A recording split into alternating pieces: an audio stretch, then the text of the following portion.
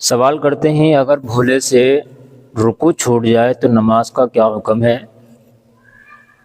کیا نماز ہو جائے گی سجدہ سہو کرنے سے یا دوبارہ پڑھنی پڑے گی؟ بھائی اگر کسی کا رکوع چھوٹ جائے، اگر نماز کے درمیان ہی یاد آ جائے تو اس کو وہیں کر لینا چاہیے۔ مثال کے طور پر آپ سجدے میں چلے گئے تو سجدے سے اٹھ کر کے آئیں واپس اور رکوع کریں، اس کے بعد سجدہ کریں۔ اب یہ ترتیب غلط ملت ہو گئی ہے، ترتیب کو غلط کرنے کی وجہ سے، آگے پیچھے کرنے کی وجہ سے سجدہ سہو کرنا پڑے گا، انشاءاللہ آپ کی نماز درست ہو جائے گی۔ لیکن اگر آپ کو نماز کے بعد یاد آیا تو نماز کو لوٹانا واجب ہے، نماز کو دوبارہ پڑھنا پڑے گا۔